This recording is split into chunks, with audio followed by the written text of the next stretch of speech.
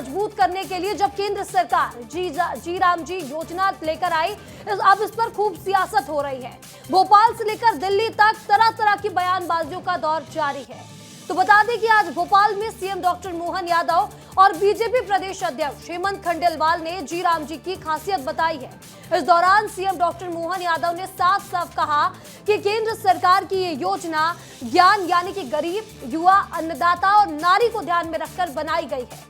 इस दौरान मुख्यमंत्री डॉक्टर मोहन यादव ने कांग्रेस सरकार के समय शुरू की गई मनरेगा की तुलना जी राम जी से करते हुए कहा कि केंद्र सरकार ये योजना काफी हितकारी होने वाली है।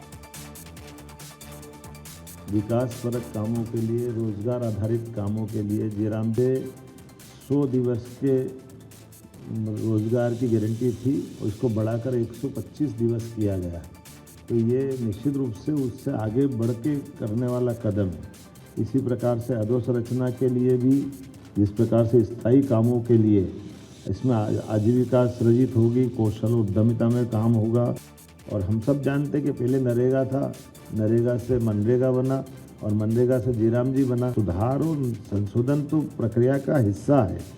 ये अलग बात है कि ठीक है, विपक्ष का काम कुछ बोलना तो बोले, लेकिन सरकार का काम समयोचित निर्णय लेते जाएं और खास करके रोजगार न मिलने की स्थिति में भी ग्रामीण परिवारों को मांग प्रस्तुत करने के आधार पर निर्धारित समय सीमा में काम देने की बात भी।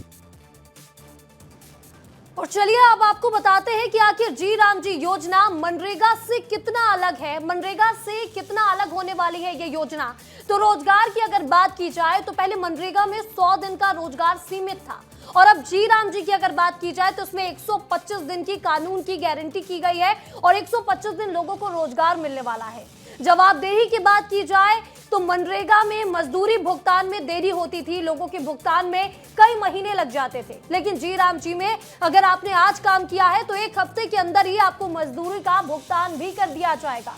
मजदूर हितैषी की अगर बात की जाए तो मनरेगा में खेती के मौसम में भी काम करा दिया जाता था, जब लोगों के खुद के घर के काम होते थे, खेत के काम होते थे।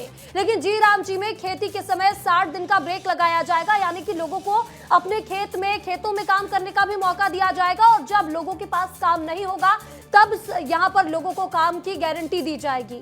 पारदर्शिता की बात की जाए तो मनरेगा में फर्जी जॉब कार्ड और लीकेज होता था, और जी राम जी में बायोमेट्रिक और एआई निगरानी की जाएगी। यानी कि पहले फर्जी जॉब कार्ड होता था, लोगों को यहाँ पर प्रेजेंट चढ़ा दिया जाता और लोग उसका फायदा उठा लेते बिना काम किए, लेकिन जी राम जी में सभी को बायोमेट्रिक लगाना होगा और एआई निगरानी भी रखी जाएगी। इसका लक्ष्य क्या है? तो मनरेगा में आजीविका सुरक्षा थी, लेकिन जी राम जी में रोजगार प्लस विकसित भारत का विजन लेकर सरकार चल रही है। खर्च की बात की जाए कि खर्च कैसे होगा, तो मनरेगा का केंद्र सरकार खर्च उठाती थी, और जी राम जी की अगर बात की जाए तो केंद्र और राज्य दोनों ही सरकारें मिलकर इसका खर्च उठाएंगी।